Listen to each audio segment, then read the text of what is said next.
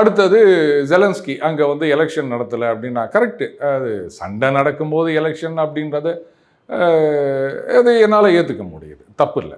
ஆனால் வார் நடக்கும்போது photo shoot மட்டும் நடத்தினார் இவரும் அவர் ஒய்ஃபும் அந்த ஓக் மேகசினுக்கு க்ரீன் மேட்லாம் வச்சு ஃபோட்டோ ஷூட்லாம் பண்ணியிருந்தாங்க. இப்போ பார்த்தீங்கன்னா 40 மில்லியன் காணாமல் போயிடுச்சு. என்னடா பண்ணாங்க அப்படின்னா, அம்யூனிஷன் வாங்குறதுக்கு ஒதுக்கின பணத்தை எடுத்துகிட்டு போயிட்டு அங்கே வந்து பிளாட் வாங்கியிருக்காங்க. அதுக்கப்புறம் இந்த என்ன சொல்கிறது பங்களா வாங்கியிருக்காங்க. $40 மில்லியன். எவன் அப்பம் விட்டு சொத்துறா இங்கே மாதிரி கேட்கலாமா? யார் தோப்பனாருடைய காசு அப்படின்னு கேட்கலாமா? சரி, இன்னைக்கு இது இவ்வளோ பேசுகிறீங்களே, ஜெலன்ஸ்கியோட ஒய்ஃபு அவங்க போயிட்டு எவ்வளோ மில்லியன் செலவு பண்ணிட்டு வந்தாங்க யூரோப்லலாம் ஷாப்பிங்க்கு. அதெல்லாம் யார் அப்பம் விட்டு காசு? இதில் சொல்கிறாங்க 177 பில்லியன் கொடுத்தாங்க, 75 தான் வந்தது, மீதியை காணோம் அப்படின்னா எங்கே போச்சு? இப்போ தான் சொல்கிறியா இவன் 177? அவங்க சொல்கிறாங்க டே 500 பில்லியன்டா, மீதி எங்கடா போச்சு? அந்த பார்த்திபன் வடிவேல் ஏன் காசை மறந்துடாதீங்கன்னு வாங்கலை, அந்த மாதிரி இருக்குது.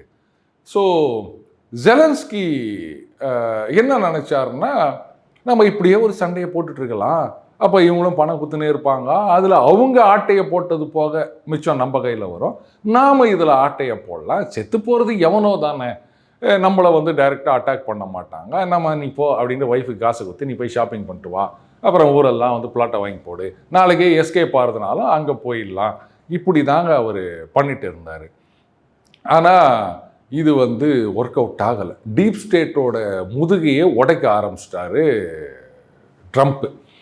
ஸோ அவங்களுடைய சப்போர்ட் இல்லாமல் இவங்களால் ஒன்றுமே பண்ண முடியாது. அதனால தான் பைத்தியக்காரன் மாதிரி வளரினுக்கிறான் அவன்.